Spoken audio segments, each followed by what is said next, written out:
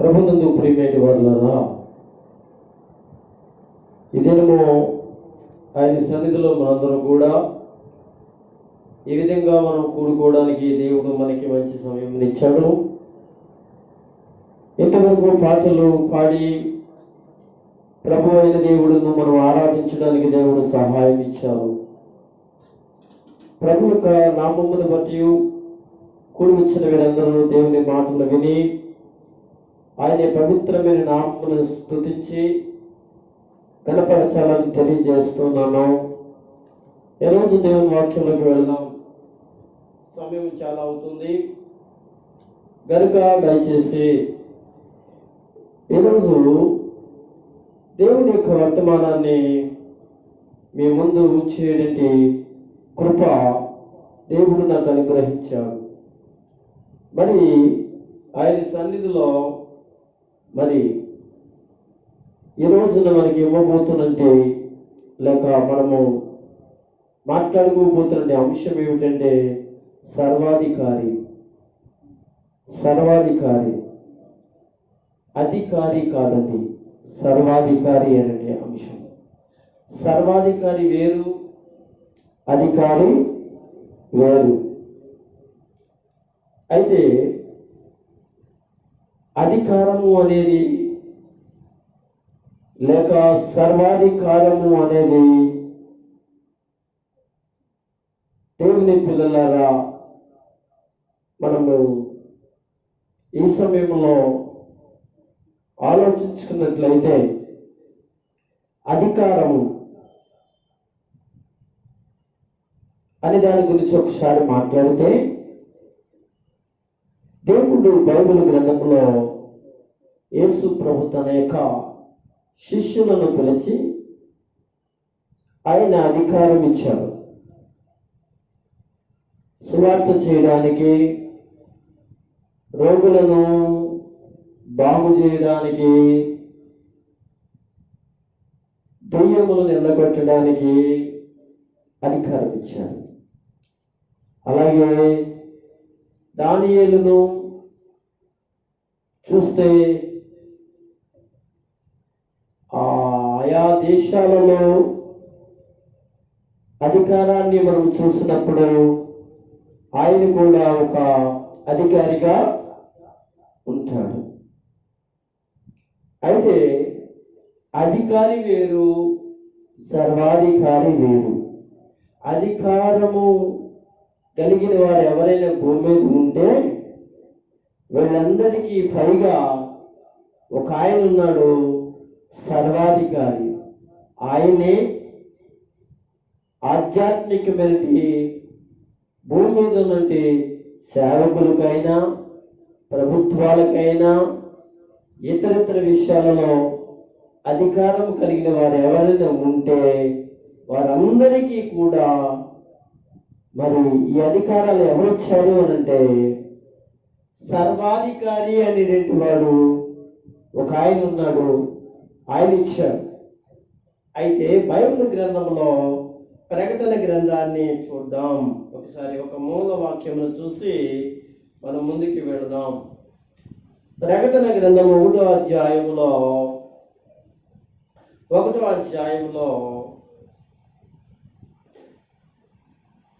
8వ వచనమును మనం చదువుదాం.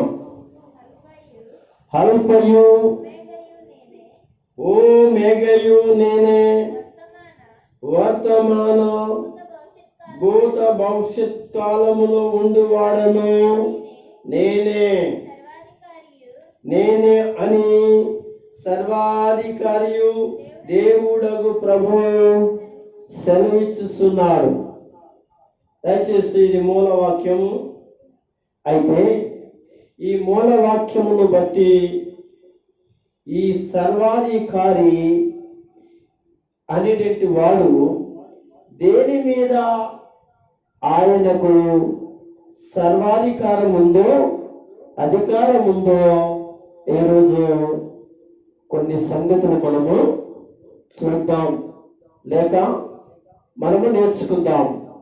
ప్రియమైన వారలారా, ఈ ప్రకటన గ్రంథములో రాయబడిన ఈ మాట సర్వాధికారి.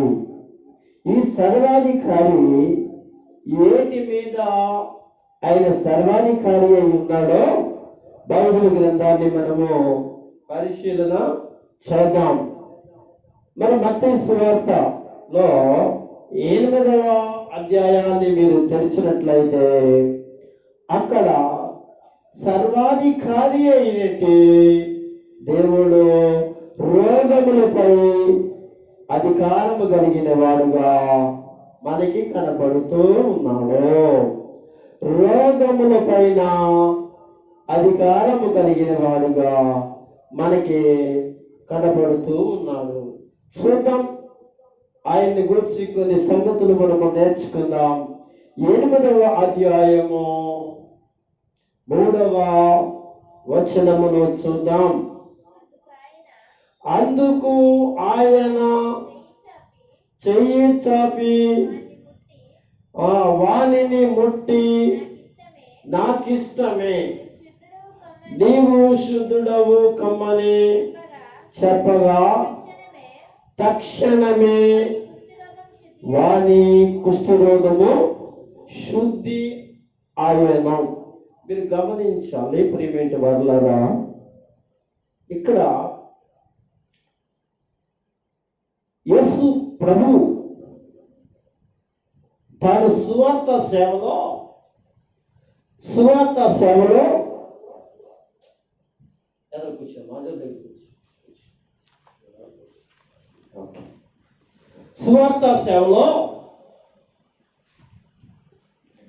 మరి సువార్త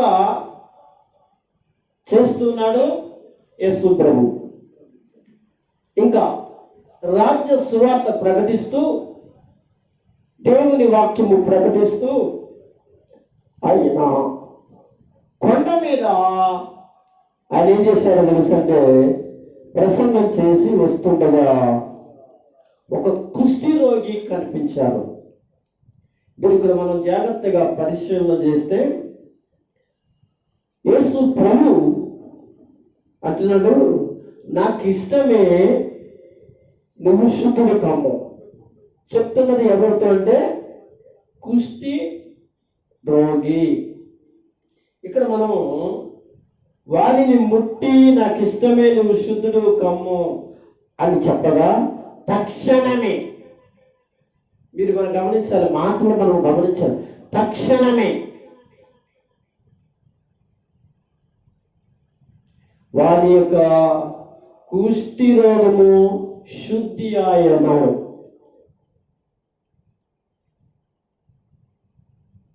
పైనేమో నువ్వు శుద్ధుడు కమ్ము అన్నాడు, తక్షణమే కుష్ఠరోగము శుద్ధి ఆయను. బైబిల్ గ్రంథంలో ప్రతి మాటని మనం గమనించాలి.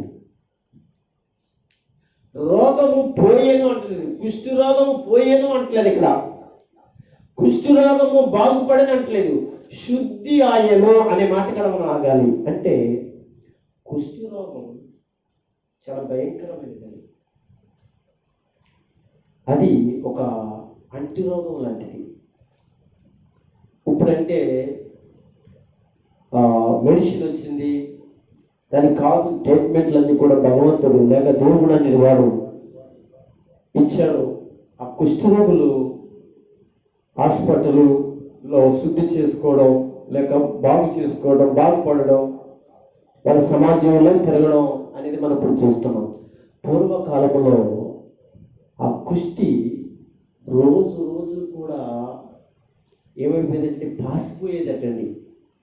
ఆ కుష్టి వచ్చిన వాళ్ళకి ఆ శరీరం అంతా కూడా పాసిపోయి, ఆ కుష్టి ఆ శరీరాన్ని మనం అంటాం, అవి చూడండి చెక్కలు పడతాయి, చెద పురుగు ఉంటుంది కదా, ఆ చెద పురుగు ఏ విధంగా అయితే చెక్కని తినేస్తూ ఉంటుందో, ఆ కుష్టిలో ఉన్నటువంటి పురుగు లేక ఆ క్రిములు ఏవైతే ఉన్నాయో అవి శరీరాన్ని ఏం చేసాయంటే తినుకుంటూ వచ్చాయి. అది శరీరమైనా ఎముకైనా చాలా భయంకరంగా తిరుగుతూ అంత పవర్ అయిందంటండి కుష్ఠరోగం. అయితే ఆ రోగం కలిగిన వారు ఎవరైతే ఉన్నారో వాళ్ళు ఇంట్లో ఉన్నా, చుట్టుపక్కల ఉన్నా, ఎక్కడైనా తిరిగినా అది ఎవరికైనా వ్యాపిస్తుందేమో, ఎవరికైనా ఉంటుందేమో, వచ్చేస్తుందేమో అని పూర్వకాలంలో వాళ్ళని దూరంగా పెట్టడం మనము చూస్తాం బైబిల్ గ్రంథంలో. అయితే అలాంటి వ్యక్తులలో ఎవరు? ఇతను ఒకడు అనమాట. ఒక రోజున యేసు ప్రభు దగ్గరికి వచ్చి ఆ యేసు ప్రభుతో మాట్లాడుతూ ఉన్నాడు. ఆయన ఎవరు? కుష్ఠరోగి. వచ్చి మొక్కి, ప్రభువా నీకు ఇష్టమైతే నన్ను శుద్ధుడుగా చేయము, శుద్ధుడుగా చేయము, శుద్ధుడుగా చేయము. ఇక్కడ కూడా చూడండి, శుద్ధి అంటే ఆ కుష్టి రోగము శుద్ధి కావాలి, ఇప్పటికప్పుడు దానికి క్లీన్ కావాలి, క్లీన్ చేయాలి. చాలా భయంకరమైన పరిస్థితి అనమాట. యేసు ప్రభు ఆ కుష్టి రోగిని చెప్తున్నామాట, నాకు ఇష్టమే నీకు శుద్ధుడు కమ్మని చెప్పాడు. ఆ కుష్టిలోకి పోవాలంటే దాని మీద మందు వేయాలి, దాని మీద పసర్లు వేయాలి, దానికి కావాల్సిన కడుపులోకి మందు ఇవ్వాలి. అయితే అది ఎవరికి తగ్గుతుంది అనేది మాత్రం నమ్మకం చెప్పలేము. అలాగే చచ్చిపోయిన వాళ్ళు చాలా మంది ఉన్నారు పూర్వకాలంలో.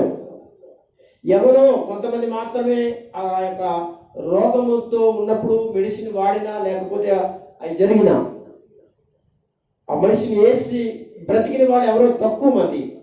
ఇప్పుడైతే దాని కొరకు దేవుడు ఇచ్చినట్టు మంచి మెడిసిన్ బట్టి బ్రతికి జీవిస్తున్నారు. చాలా మంది కష్టపడి మరి పని చేసుకుంటున్నారు, సమాజంలో ఉంటున్నారు. అయితే సర్వాధికారి అయిన దేవుడైన, అందుకే రోగముల పైన ఆయనకి అధికారం. బైబిల్ గ్రంథంలో చాలా మంది చూస్తాం, పక్షవాయువు గలవాడిని, అలాగే కళ్ళు లేని వాడిని, చెవులు వినపడిన వాడిని, చంద్ర రోగము కలిగిన వారిని, ఇలాగ రకరకాల రోగములు కలిగిన వారిని అందరినీ కూడా మన ప్రభువైన దేవుడు బాగు చేశాడు. బాగు చేశాడు అని అంటే ఆయన ఎవరో తెలుసంటే సర్వాధికారి. దేని మీద ఆయన సర్వాధికారి ఏనంటే, అధికారి వేరు, సర్వాధికారి వేరు. వాక్యం చెప్పే అధికారం నాకు ఇచ్చాడు, నేను సర్వాధికారిని కాదు. ప్రార్థన చేసే అధికారము కూర్చున్న మీకు ఇచ్చాడు, కానీ మీరు సర్వాధికారులు కాదు. మీకు ఇచ్చిన అధికారం ప్రార్థన చేయటం, నాకు ఇచ్చిన ఆ అధికారం ప్రార్థన చేయటం, నాకు ఇచ్చిన అధికారం వాక్యం చేయడం, మీకు ఇచ్చిన అధికారం పాటలు పాడటం, ఇలాగా సువార్త చేయటం, ఇలాంటివన్నీ కూడా దేవుడిచ్చిన అధికారాలు. కానీ మనము సర్వాధికారము కలిగిన వారము కాదు. ఆ యేసయ్యే సర్వాధికారి, మన రోగాలన్నిటిని బాగు చేసేవాడు ఆయనే. అయితే ఆయన దగ్గరికి రావాలి ఎవరు లేక. రోగం పోవాలంటే ఊరికనే దేవుడేం బాగు చేసాడు. ఆయన దగ్గరకు వచ్చి ఇతను ఎంత బ్రతులాడుతున్నాడో తెలుసండి, ఎంతగానో దేవుడిని అడుగుతున్నాడో చూసానండి. ఇప్పుడు మీరైనా నేనైనా ఆయన దగ్గరకు వచ్చి ఆయన బ్రతులాడాలి, ప్రార్థించాలి. నేను అనుకుంటున్నాను, చాలాసార్లు దేవుని దగ్గరికి వెళ్ళాలనుకున్నాడు, మరి వెళ్ళలేని పరిస్థితి కలిగినప్పుడు ఏమైనా ప్రాణం మీదకి వచ్చినా పర్లేదు, వాళ్ళందరూ నన్ను కొట్టినా పర్వాలేదు. ఎందుకంటే అప్పుడు సమాజంలోకి కుష్ఠరోగులు వస్తే కొట్టేవారు కదా. కనుక దేవుని దగ్గరకు వచ్చిన తర్వాత పని అయింది. అవునండి, ఈ రోజున మనకైనా అంతే. దేవుని దగ్గరికి వచ్చి ప్రార్థన చేస్తేనే, మన ఇంటికాడ ప్రార్థన చేసుకోవాలని నేను అంటలేదు, ఇంటికాడ ప్రార్థన మీకు లేదని నేను అంటలే. దేవుని మందిరంలో దేవుడు తన మరి బిడ్డల ప్రార్థనని ఆలకించి బాగు చేసేవాడు.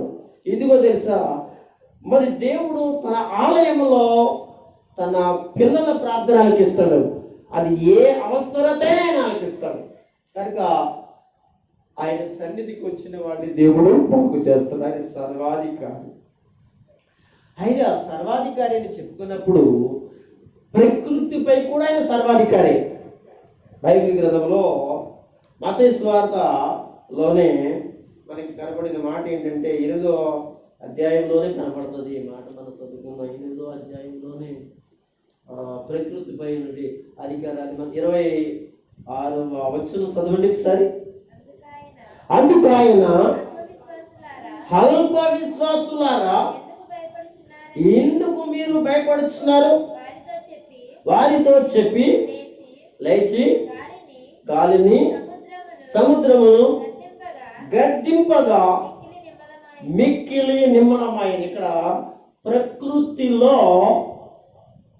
ప్రకృతి పైన యేసుక్రీస్తు వారికి సర్వాధికారం ఉందండి. అది పొంగమంటే పొంగుద్ది, ఆగు అంటే ఆగుతుంది. ఆలోచించండి. ఇక్కడ ఒక రోజున యేసు ప్రభువారు తన ప్రయాణంలో ధోనిలో ఉన్నారు. ఆయన యేసు ప్రభువారు ధోనిలో ఉన్నారు. యేసు ప్రభువారి యొక్క శిష్యులైన వారు కూడా ధోనిలో ఉన్నారు. అప్పుడు జరిగిన సంఘటన ఇలా ఉంది. ఏమని? ఆయన ధోని ఎక్కినప్పుడు ఆయన శిష్యులు ఆయన వెంట వెళ్ళిరి. 23వ వచనం నుంచి చదువుతున్నాను.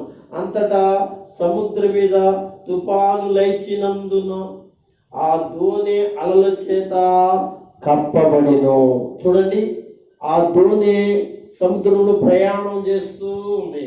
ప్రియులారా, ఆ ప్రయాణం చేస్తున్నట్టు ఆ ధోని పైన ఆ సముద్రపు అలలు ఏవయ్యాయి? ఆ ధోనిని కొడుతున్నాయి. అంటే ఆలోచించండి, సముద్రంలో అలలు ఉండవంటారా? సముద్రం పొంగదంటారా? పొంగుతుంది. ఈ విషయం వాళ్ళకి తెలుసు కదా. అయితే ఇక్కడ అలలు కొడుతున్నందున, సముద్రము పొంగుతున్నందున వీళ్ళు భయపడ్డారు. అంటే ఇక్కడ మనం ఆలోచించవలసిన విషయం ఏంటంటే, వీళ్ళు ఇంతకు ముందు ప్రయాణం చేస్తున్నట్టు అలల లాంటి అలలు కాదు. ఇంతకు ముందు ప్రయాణం చేస్తుంటే పొంగుతున్నట్టు సముద్రము ఆ పొంగు కాదండి, కొంచెం ఎక్కువగా ఉంది.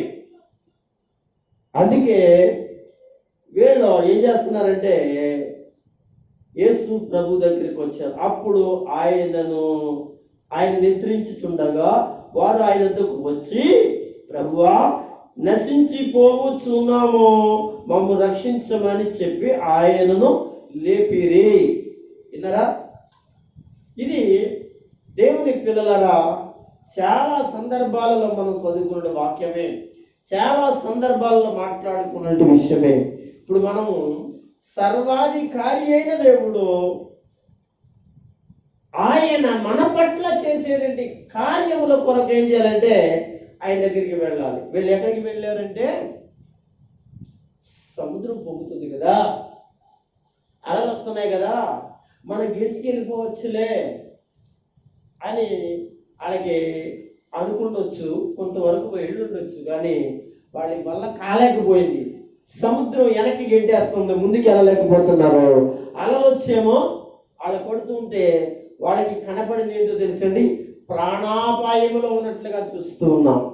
ప్రియులారా, చాలా సందర్భాలలో మనము ప్రాణాపాయములలో కొంతమంది ప్రార్థన చేయకోకుండా మొండిగా ఉండేవాళ్ళు కూడా ఉంటూ ఉంటారు.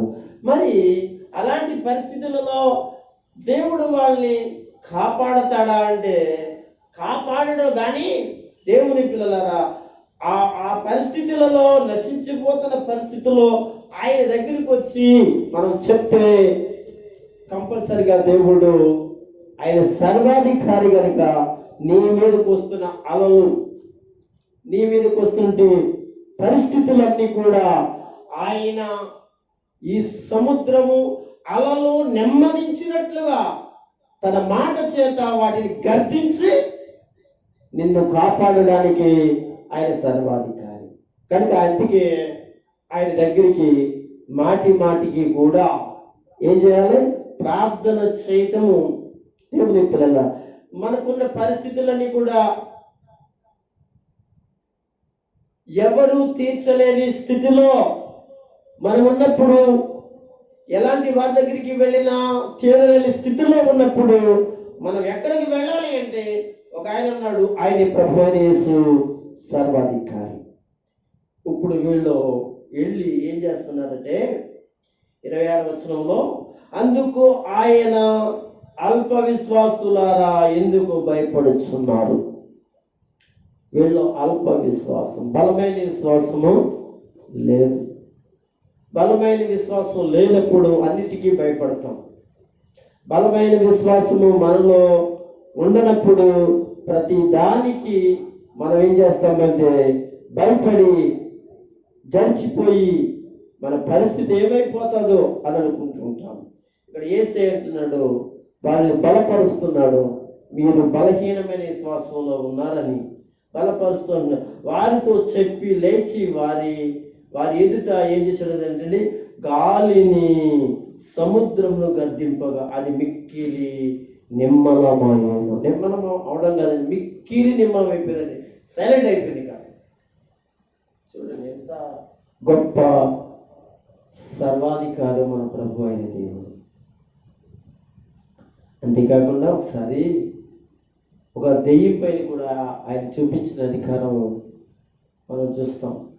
దెయ్యముల పైన అధికారమైన ఆయన అధికారి కదా, సర్వాధికారి. 9వ అధ్యాయం ఇందులోనే చూద్దాం ఒక మాట. 2వ వచనం అనుకుంటున్నాం. 9:2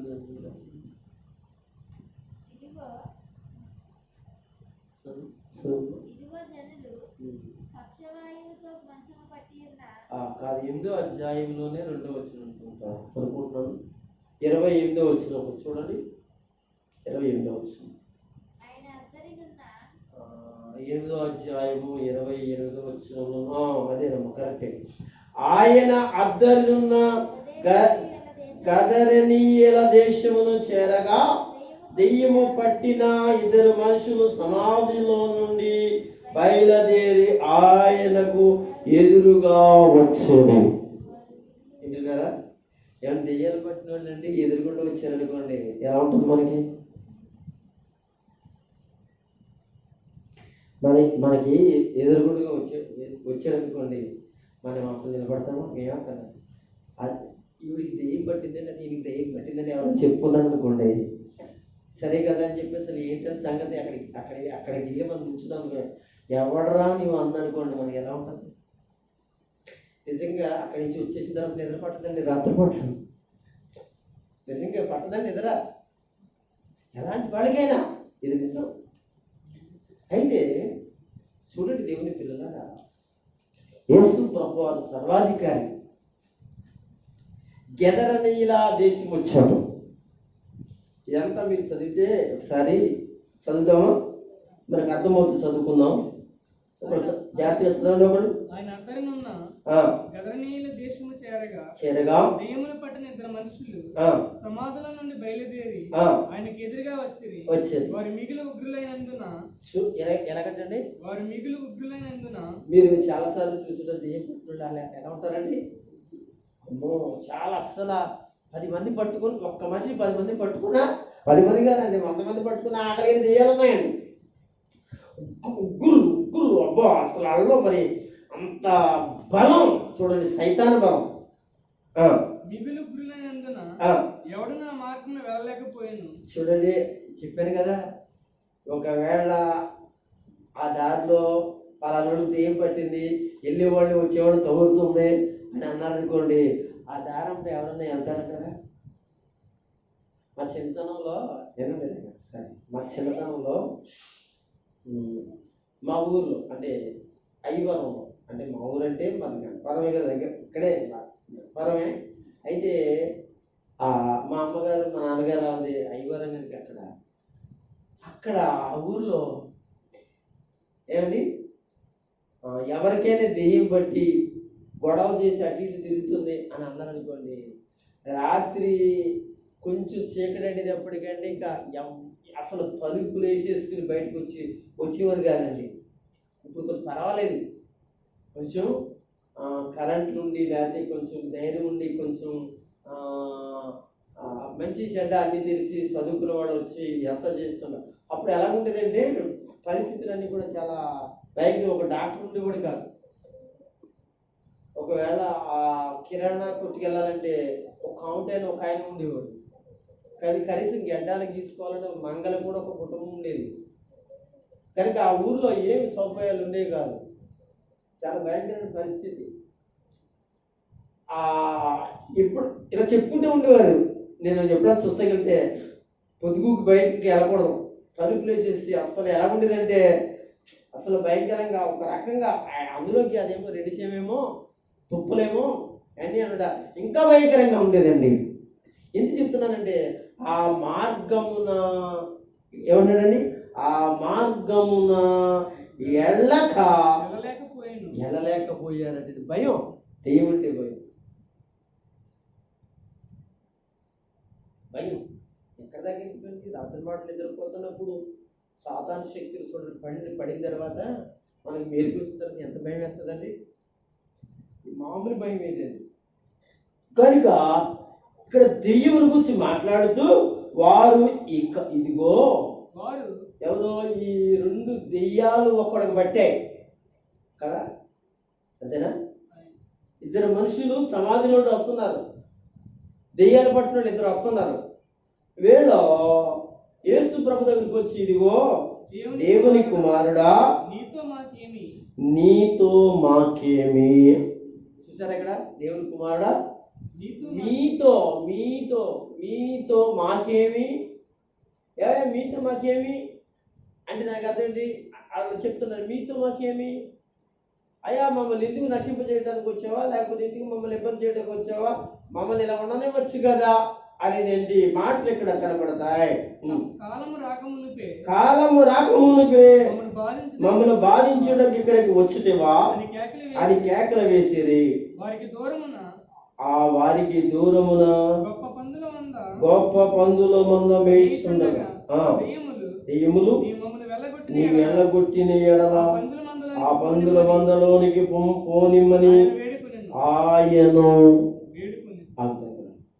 పందులు ఏం చేస్తున్నాయండి?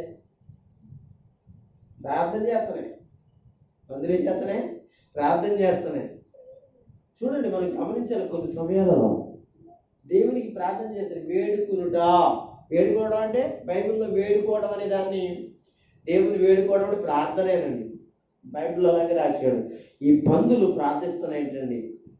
పందులు అంటే నేను దెయ్యాలు ప్రార్థిస్తున్నాయి, మమ్మల్ని కొంతకాలం ఉండనివి, కొంతకాలం బ్రతకనివి అని చెప్పేసి ఏం చేస్తున్నాయి? బ్రతుకులాడుకుంటున్నాయి. ఆయన వాటిని పొమ్మనగా అవి ఆ మనుషులను వదిలిపెట్టి ఆ పందుల్లోనికి పోయిను. ఇదిగో ఆ మందంతయు ప్రపాతము నుండి సముద్రంలోనికి వడిగా పరిగెత్తుకుని పోయి నీళ్ళలో పడి చచ్చింది.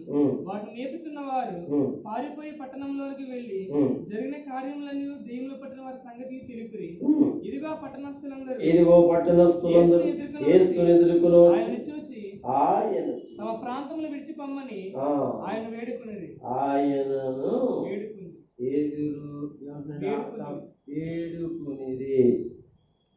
కూడా ఏమంటున్నారు? ప్రార్థిస్తున్నారు. ఏమండి? దెయ్యాలేమో ఏం చేశాయి? ఆయన వేడుకున్నాయి.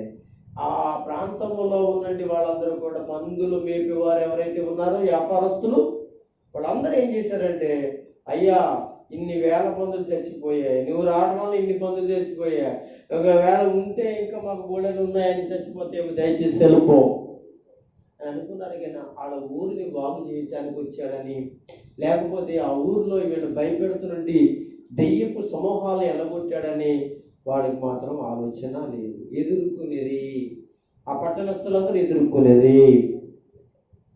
మీకేమర్థం అవుతుంది?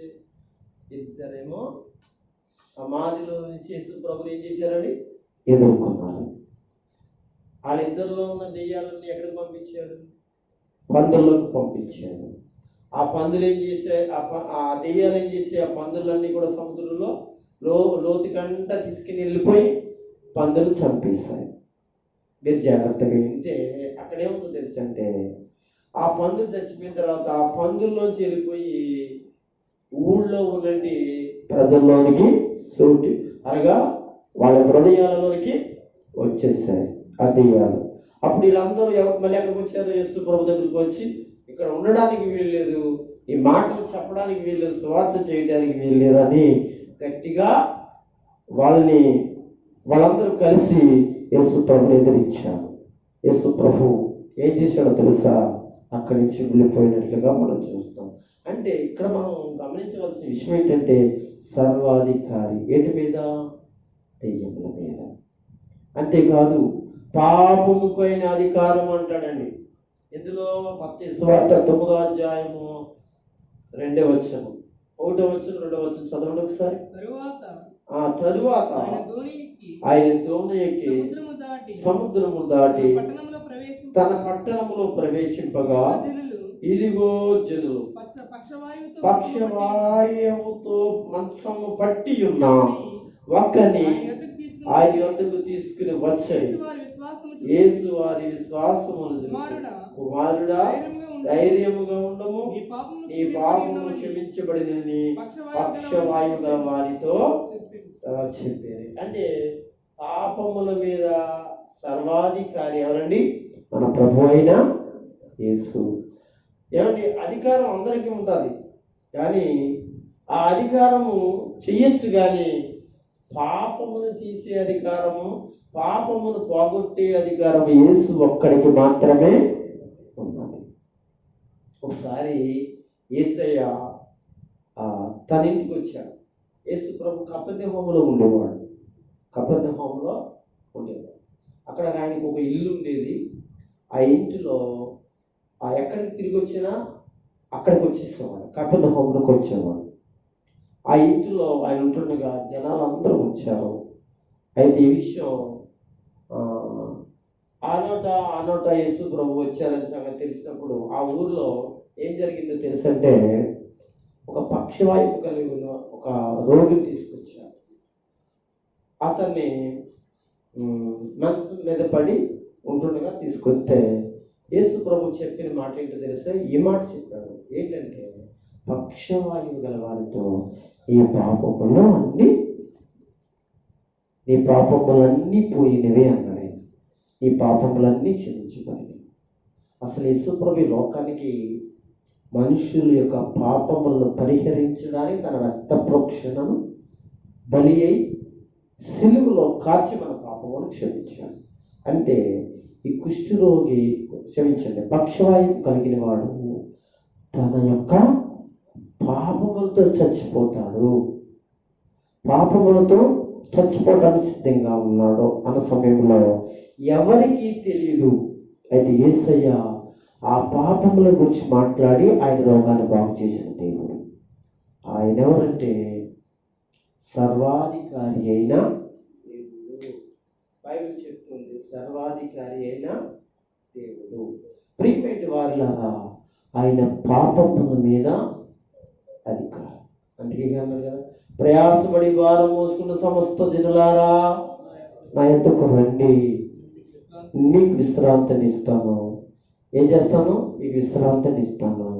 పాపముల చేత కొట్టుమిట్టిలాడుతున్న మీకు క్షమిస్తాను. అందుకే యెరూషలేము కుమార్తెలారా, నా గురించి కాదు మీ కుటుంబాల గురించి ఏడవండి, వారి పాపముల నుంచి బయటికి రండి, విడిపించండి, వారిని నా దగ్గరికి తీసుకురండి అని మాట్లాడతాడు. అంటే మనము పాపములను తీసుకోలేని స్థితిలో, పాపములను శుద్ధి చేసుకోలేని పరిస్థితులలో సర్వాధికారి అయిన యేసయ్య మన పాపములను శుద్ధి చేశాడు. చాలా గొప్ప విషయం దేవుని పిల్లలారా. అంతేకాకుండా దేని మీద సర్వాధికారి అంటే మరణము పైన ఆయన సర్వాధికారి. ఇందులోనే 25 వచ్చిన 9వ అధ్యాయం మత్తయి సువార్త 25 జనసమూహములను పంపివేసి ఆయన లోపలికి వెళ్ళి ఏంటంటే ఆమెని చేయపట్టుకునగానే ఆ చిన్నది లెగిచెను. దేవునికి స్తోత్రం కలుగును గాక. ఏమండి గమనించారా? ఎవరైనా యేసయ్య, ఆయన ఎవరు? సర్వాధికారి. ఇక్కడ ఒక విషయాన్ని మనం గమనిద్దాం జాగ్రత్తగా. జనసమూహములను పంపివేసి ఆయన లోనికి వెళ్ళి ఆమె చెయ్య పట్టుకునగానే ఆ చిన్నది లేచెను. అంటే చచ్చిపోయింది లేచింది అనమాట అండి. ఈ సమాచారం మా దేశం అంతా అసలు ఈ చిన్నది ఎవరు? అని మనం చూసుకుంటే 18వ వచనం నుంచి మనం చదువుకుంటాం. ఆయన ఈ మాటలు వారితో చెప్పుచుండగా ఇదిగో ఒక అధికారి వచ్చి, ఎవరంటండి? ఆయన కూడా ఒక అధికారే, చూసారా? ఒక అధికారి వచ్చి ఆయనకు మ్రొక్కి నా కుమార్తె ఇప్పుడే చనిపోయినది. ఏంటారా? ఎవరి కుమార్తె అండి? ఒక అధికారి. అవును, అధికారే కానీ తన కుమార్తెని బతికించుకునే అధికారి కాదు ఈయన. అయితే ఇతర అధికారే, లోక సంబంధమైన ఉద్యోగం కలిగిన అధికారి కావచ్చు, ఒక సమాజ మందిరం మీద అధికారి కావచ్చు, ఆ ఊళ్ళో ఏదైనా అధికారి కావచ్చు. కానీ అధికారం ఉంది, కానీ ఒక ప్రాణాన్ని పోసే అధికారము ఈ లోకంలో ఎవరికి లేదు. ఒక ఆయనకు ఉంది. ఆయనే ప్రభు అయిన యేసు, సర్వాధికారి అయిన అంటున్నాడు ఇక్కడ. అసలు నీవు వచ్చి నీ చెయ్యి ఆమె మీద ఉంచుము. చూసారు ఎంత మంచి మాట, ఎంత మంచి మాట. నా కుమార్తె ఇప్పుడే చనిపోయింది. అయినను వింటున్నారా? ఆయన చచ్చిపోయింది అంటే చచ్చిపోయింది కానీ సమాధిలో పెట్టాలి, శ్మశానానికి తీసుకెళ్ళాలి. కానీ ఆయన ఏమంటున్నాడు తెలుసా? అయినను నీవు వచ్చి నీ చెయ్యి ఆమె మీద ఉంచుము. చూడండి, నీ చెయ్యి ఆమె మీద ఉంచుము. ఆమె బ్రతుకుతాది. ఎంత మంచి మాట. అసలు గట్టిగా స్తోత్రం చెప్పండి, గట్టిగా ఒకసారి చెప్పండి. హల్లెలూయా. విన్నారా? ఆమె బ్రతుకుతాది. ఎందుకు? నేను ఈ లోకంలో ఒకవేళ అధికారిని కానీ ఏమండి, యేసయ్యా నువ్వేంటి తెలుసు? సర్వాధికారివి. నువ్వేంటి చెప్తే అది జరుగుద్ది.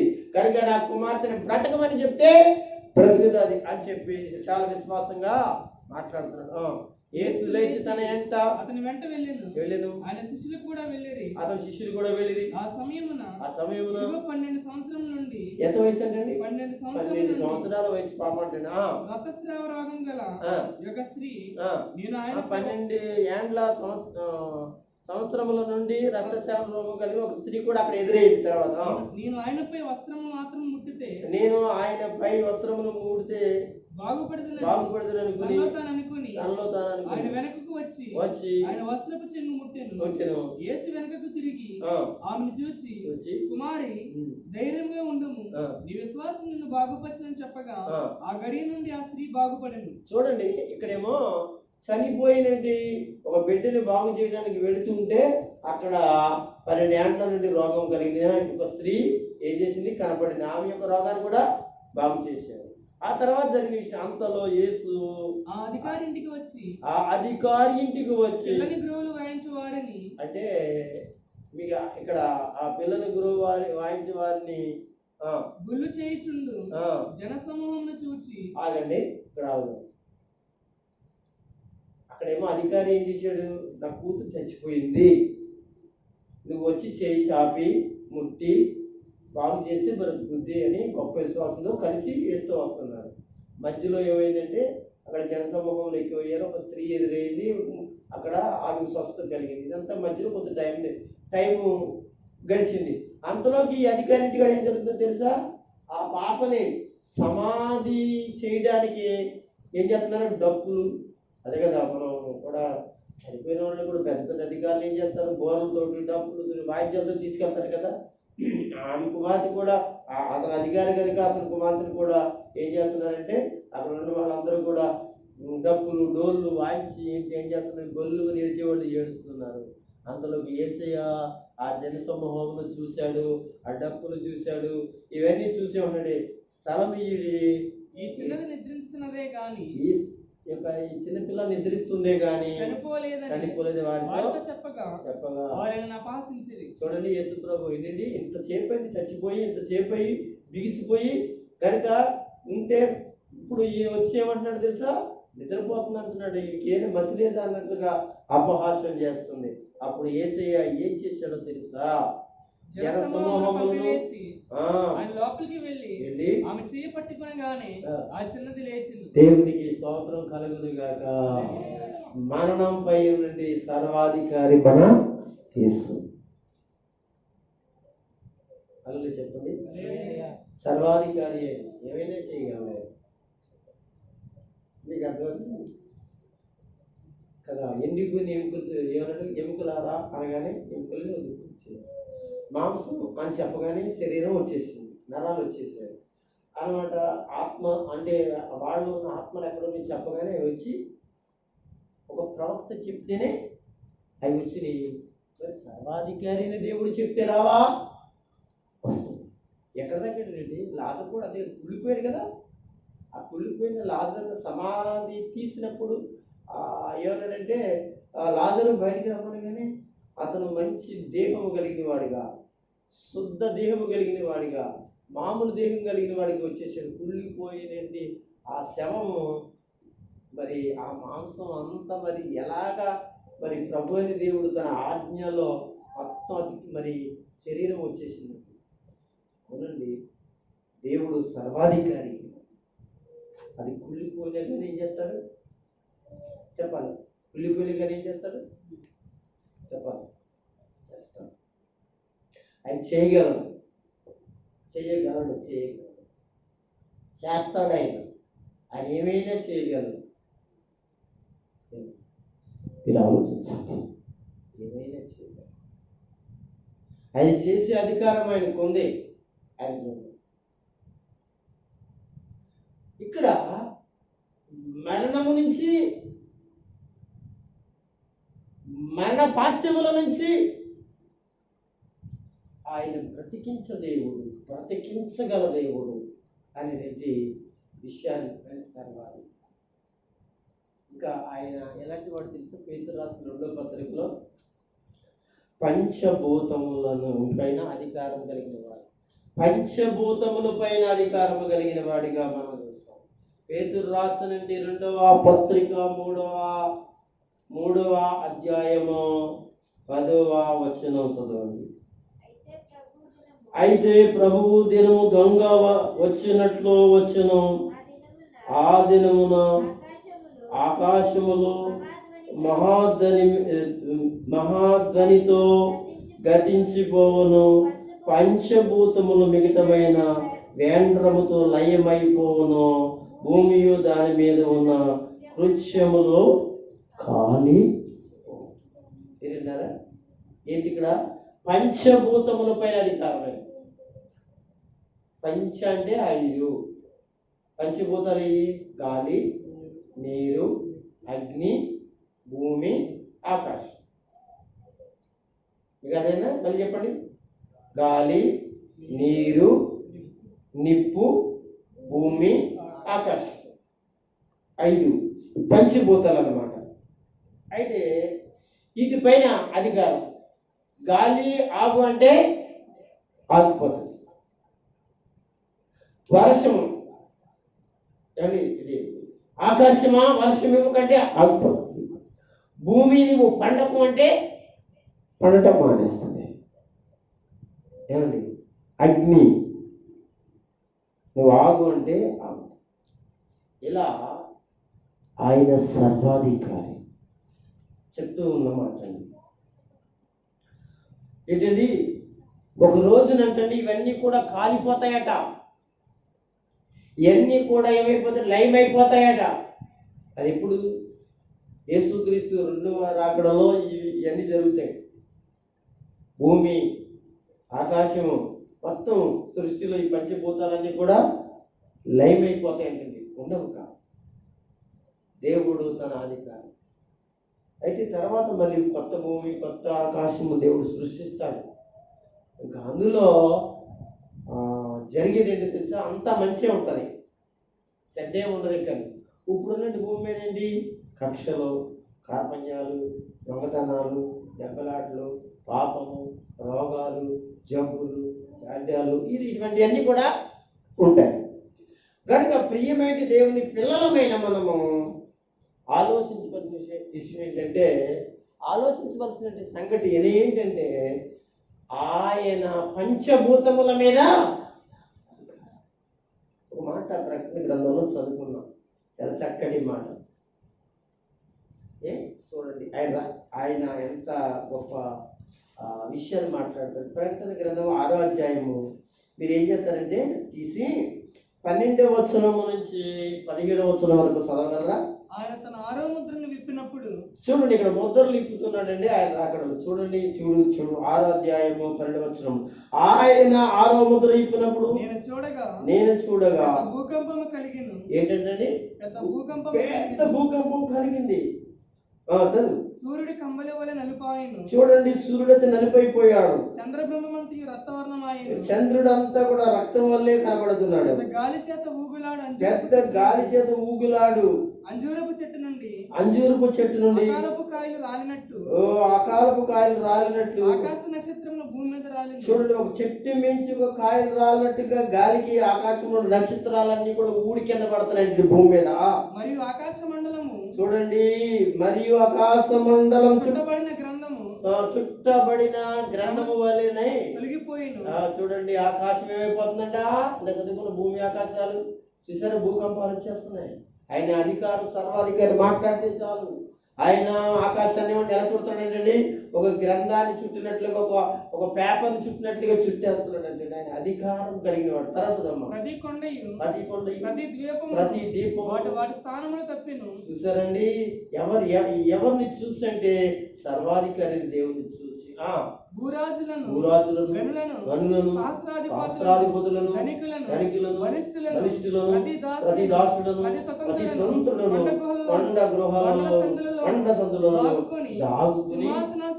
చూడండి, ఎవరైనా సర్వాధికారిని దేవుడు సింహాసనాసీనుడైన వాని యొక్కయు చూడండి, ఉగ్రత మహాదినము వచ్చును.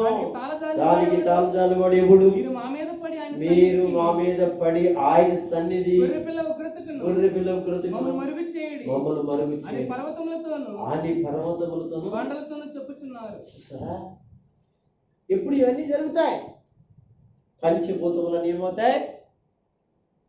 మిగటమైన మెండ్లతోని అవన్నీ కూడా వెళ్ళిపోతుంటే, కాలిపోతుంటే ఆ పరిస్థితులు అప్పుడు భూలోకంలో ఉన్న వాళ్ళు అందరూ ఏం చేస్తారటండి? అరుస్తారట, మమ్మల్ని దాయాలు అడుగుతారట. అంటే ఆయన సర్వాధికారి ఎవరి మీద? పంచభూతముల పైన. అంతేకాదు, రాజ్యములన్నిటిపైన అధికారి ఆయన. అధికారి కదా, సర్వాధికారి. ప్రకటన గ్రంథం 20వ అధ్యాయం చూద్దాం. ఇప్పుడున్న రాజ్యాలు ఏవైతే ఉన్నాయో, ఆ రాజులు ఎవరైతే ఉన్నారో వాళ్ళు ఏమనుకుంటున్నారంటే, మాయే రాజ్యాలు, మేమే పరిపాలన చేస్తాం, మా రాజ్యం నిలుస్తుంది, నా సింహాసనం నిలుస్తుంది అనేటువంటి పరిస్థితులలో మనం చూస్తూ ఉన్నాం. అయితే రాజ్యములన్నిటిపైన ఈ రోజున ఎన్ని దేశాలైతే ఉన్నాయో, ఎన్ని దేశాల్లో ప్రజలు ఉన్నారో, ఎన్ని దేశాల్లో రాజులు ఉన్నారో, సింహాసనాలు ఉన్నాయో, అధికారాలు ఉన్నాయో, ఇవన్నీ కూడా ఎవరు ఏంటండి? వాటన్నిటిపైన ఏంటండి? రాజ్యములన్నిటిపైన అధికారం కలిగిన. 4వ వచనం చదువుదాం. అంతటా సింహాసనమును చూచి తిని చూడండి, వాటి మీద ఆసీనులైన వారికి విమర్శన చేయుటకు అధికారం ఇయ్యబడెను. మరియు క్రూర మృగమునకైనా దాని ప్రతిమకైనా నమస్కారము చేయక తమ నష్టంల యందు గాని చేతుల యందు గాని ముద్ర వేయించుకొని వారిని నిమిత్తమును దేవుని వాక్యము నిమిత్తము ఛేదనము చేయబడిన వారి ఆత్మలను చూచితేనే వారి బ్రతికిన వారై 1000 సంవత్సరం క్రీస్తుతో రాజ్యము చేసిరే. సరే, అంతకుముందు రాజ్యాలు మానవ రాజ్యాలండి. ఈ రాజ్యాలన్నీ కూడా ఊడిపోతాయి, చిత్తైపోతాయి. తర్వాత యేసు రాజ్యం వస్తుంది. అంటే దానికి అర్థం ఏంటి? రాజ్యములన్నిటిపైన పైనున్నటి రాజ్య ఎవరంటే యేసు రాజ్యం యొక్క రాజ్యం కనుక వాటిపైన అధికారం కలిగిన వాడు. అప్పుడు రాజులైన వారందరూ కూడా యేసు యొక్క రాజ్యం కిందకే రావాలి. రాజ్యాలన్నీ కూడా యేసు యొక్క రాజ్యం కిందకే రావాలి. అంతకు ముందు భూలోక సంబంధమైన రాజ్యాలన్నీ కూడా యేసు రాజ్య అధికారం కిందకి రావాలి. ఎందుకంటే ఆయన సర్వాధికారి. సర్వాధికారి. సర్వాధికారి పిల్లరా. మరొక మాట, మృతుల పైన ఆయన అధికారం అంటాడు. మృతుల పైన, చచ్చిపోయిన పైన కూడా అధికారం. ఇందులోనే 10వ వచనం 13వ వచనం చదవండి. సముద్రము తనలో ఉన్న మృతులను అప్పగించును. చూసారా, సముద్రము తమలో ఉన్న మృతులను అప్పగించును. మరణమును పాతాళలోకము వశమునున్న మృతులను అప్పగించును. వారిలో ప్రతివాడు వాళ్ళ క్రియలు చొప్పున తీర్పు పొందెను. ఆయన సర్వాధికారి. యేసయ్య సర్వాధికారి, మృతుల పైన అధికారి. చచ్చిపోయిన వాడి మీద కూడా ఆయన ఏంటండి ఎక్కడ తగ్గింది? చూసారా ఏముంది ఇక్కడ? ఏముంది అంటే సముద్రము తనలో ఉన్న మృతులను అప్పగించను. మీకు ఏమర్థమైంది ఇక్కడ? ఏమండి, సముద్రంలో పడి చచ్చిపోయిన వాళ్ళు, నదిలో పడి చచ్చిపోయిన వాళ్ళు, దూకి చచ్చిపోయిన వాళ్ళు, నీటిలో దూకి చచ్చిపోయిన వాళ్ళు ఉంటారు కదా. అలాగే సముద్రంలో ఎవరైతే వెళ్తే లాగేసి చచ్చిపోయిన ఉంటారు కదా, అవన్నీ కూడా సముద్రాల్లో నీటిలో ఉన్నాయనుకోండి, నీటిలో ఇక్కడ ఉండిపోయినాయి అనుకోండి, చచ్చిపోయిన తర్వాత వాళ్ళు అందులో ఉంటారు కనుక సముద్రంతో అంటాడండి వాళ్ళ యొక్క మృతులను ఏం చేస్తుందండి దేవుడు పిలుస్తాడంటండి. పిలవగానే ఏం చేయాలి? నీలో ఎంతమంది దూకి చచ్చిపోయారో, ఎంతమంది అనగా సముద్రంలో లాక్కెళ్ళిపోయి చచ్చిపోయారో వాళ్ళందరినీ నాకు అప్పగించాడు దేవుడు. అంత అధికారం ఉంది ఆయనకి. దూకి చచ్చిపోయారని కూడా అడుగుతాడండి. పెట్రోల్ పోసిన అంటించుకుంటారు కదా, అగ్ని కాలిపోతుంది కదా, అగ్ని కూడా అప్పించమంటాడంటే ఆయనకి అధికారం ఉంది తెలుసా. సెంటర్కి బేసిక్ అభివృద్ధి చూడండి, అగ్నిలో పడేసాడు లేదా? ఏమైంది? దేవుడు ఏం చేశాడు? వాళ్ళని తీసుకుని బయటికి తీసుకురాగానే ఎలాగ అప్పించాడు? దేవుడు ఎలాగ అప్పించాడు? జీవులకు అప్పించాడు, శరీరాలతో అప్పించాడు కదా. చూడండి, ఇదంతా మనకి ఇవన్నీ ఆలోచించాలి. ఆయన సర్వాధికారి. అగ్నిలో ఉన్న కాలిపోయిన శవాన్ని బూడిదనైనా అది చేయగలరు, మామూలుగా చేయగలరు. గొప్పది సర్వాధికారి అయినా అంటున్నాడు. ఇంకా మరణమును పాతాళలోకమును వాటి వశమునున్న మృతులను అప్పగించను. పాతాళలోకంలో చచ్చిపోయిన వాడే ఆత్మలు, మృతులు అంటే మట్టిలో కలిసిపోతుంది కదా. మట్టిలో భూమిలో కలిసిపోయిన మట్టిని కూడా ఏమంటాడు తెలుసండి? వారి యొక్క శవాలను అప్పగిస్తారు. అంటే ఆయనకి అధికారం ఉంది. ఆయన మృతుల పైన సర్వాధికారి. ఇంకా ఎవరి మీద అంటే ఒకటి రెండు చూసుకుని మనం ప్రార్థన చేసుకోవడానికి సిద్ధపడతాం. సాతాని పైన అధికారం ఎవరికి ఉంది? వాడి ప్రస్తుతానికి సాతానికి ఈ లోకంలో అధికారం ఉంది అండి. అయితే సాతాను పైన ఎవరికి అధికారం ఉంది? యేసయ్యకు అధికారం ఉంది. సర్వాధికారి. అందుకే 20వ అధ్యాయం 10వ వచనం వారిని మోసపరిచిన అపవాది అగ్ని గ్రంథకములు గలగా. చూసారండి, అగ్ని గ్రంథకములో గల గుండములో పడవేయబడిను. ఏంటంటే గుండములో పడవేయబడు. అక్కడ క్రూర మృగమును అబద్ధ ప్రవక్తి ఉన్నారు. వారి యుగ యుగములను రాత్రి పగలు బాధింపబడుతున్నారు.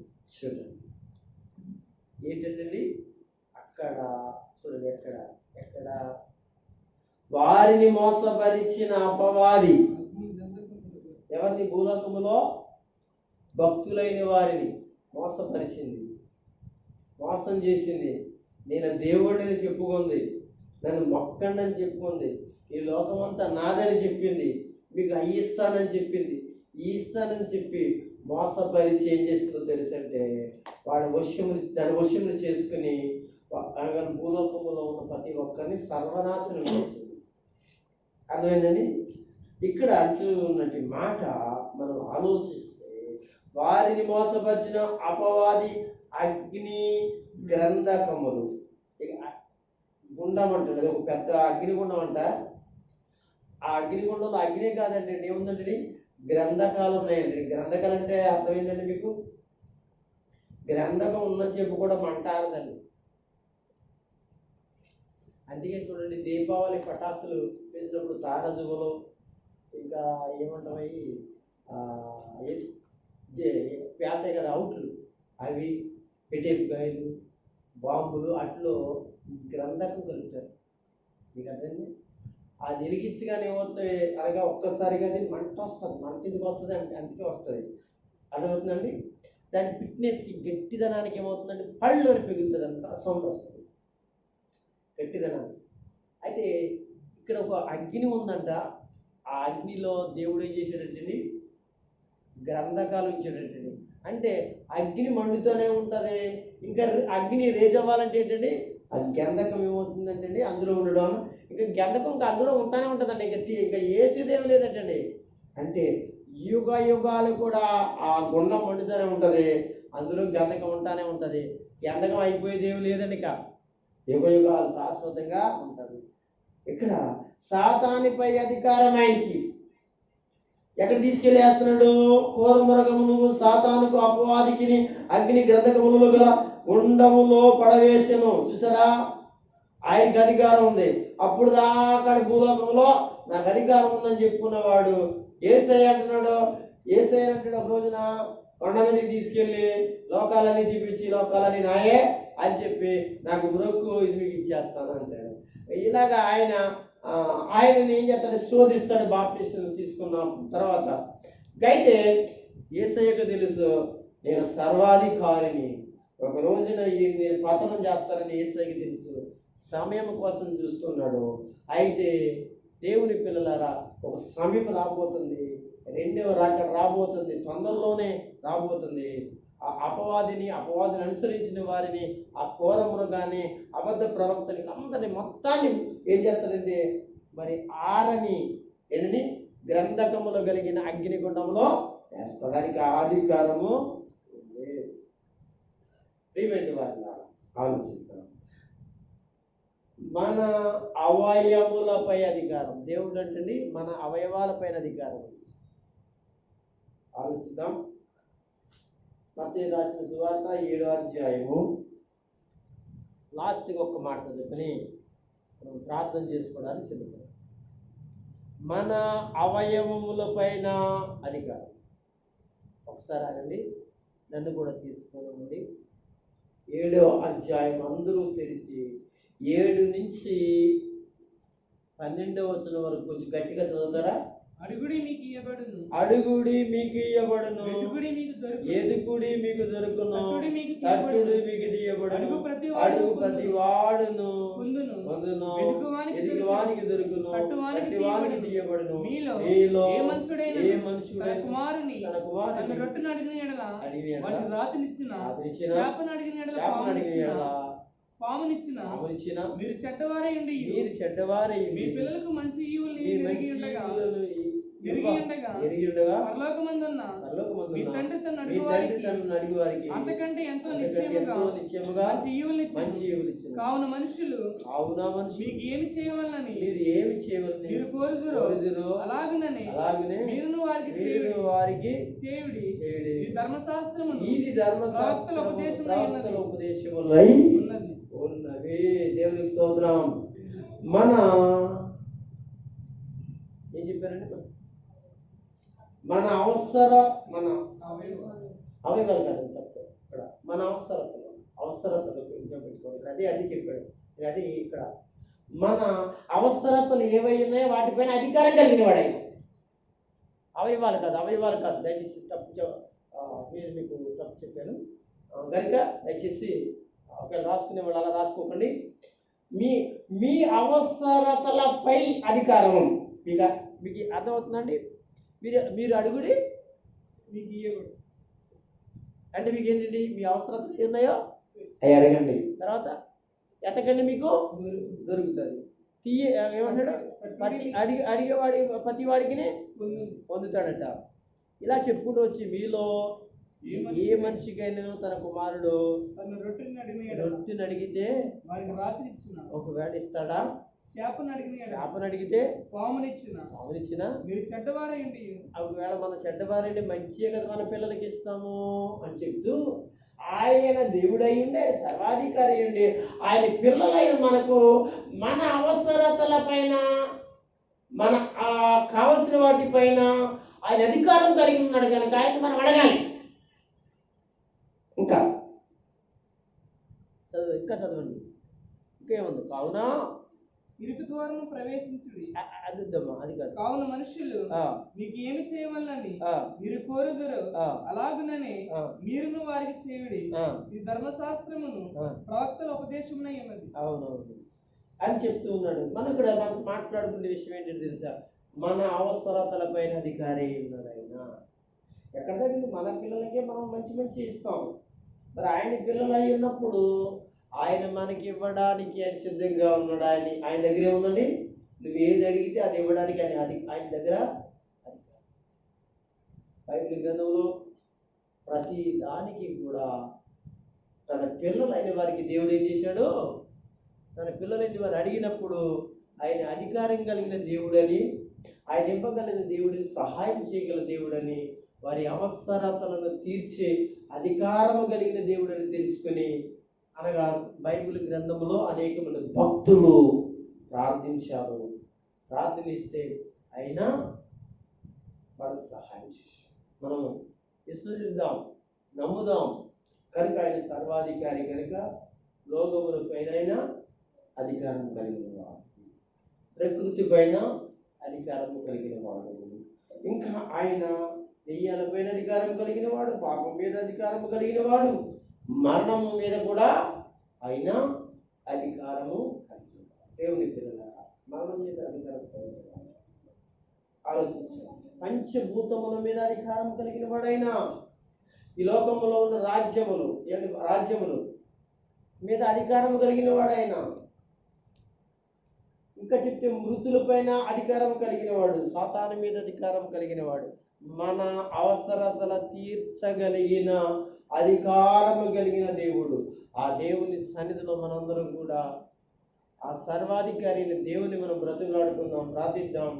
దేవుడి మాటలన్నీ కూడా కూడి వచ్చిన మీ అందరి వినికుల్లో ప్రభు బలపరిచి ఆశీర్వదించి, ఆ దేవాది దేవుడు సర్వాధికారి మీద మీరందరూ ఆరుకుని అలాగూ ఆయన సన్నిధిలో ప్రార్థించండి. ఆ సర్వాధికారి దేవుడు మీ సహాయము చేయునుగాక. ఆమేన్, ఆమేన్.